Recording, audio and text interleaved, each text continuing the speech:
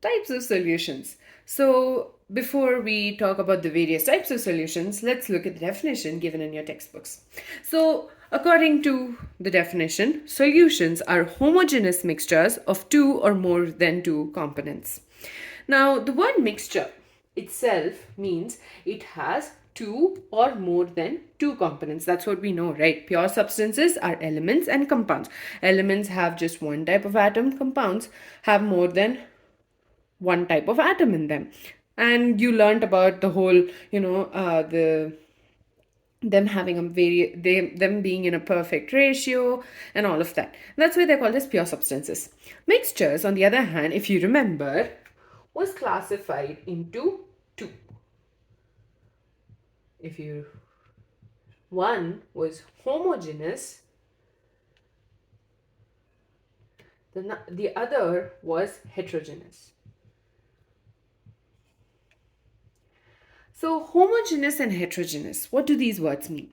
When we say homogeneous, the easiest way you can remember the difference between these two is by remembering their examples.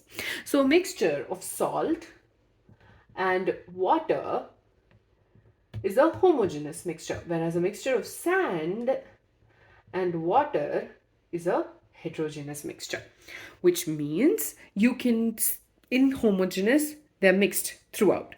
Whereas in case of heterogeneous, you can see the individual components separately.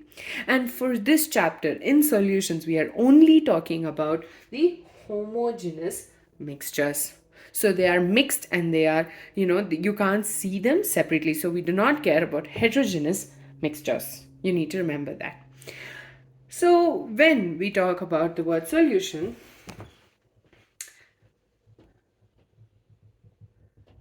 it has two components. A solution has two components. One is the solute and the other is the solvent.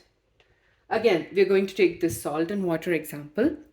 And the solute in that salt and water is going to be the salt, whereas the solvent is going to be water.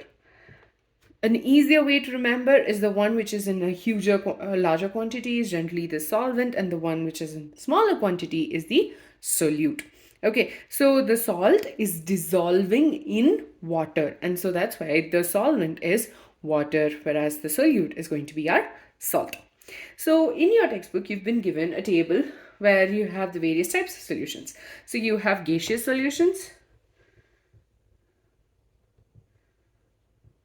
Okay, and here you have a combination of a gas plus a gas and a liquid and a gas, and a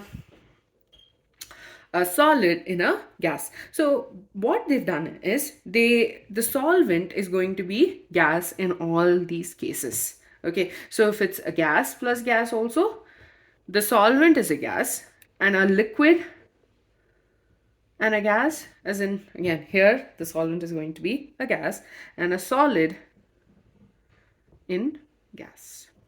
So essentially in a gaseous solution, the solvent is gas. In a liquid solution, the solvent is going to be a liquid, whereas the solute can be a gas, liquid, or solid.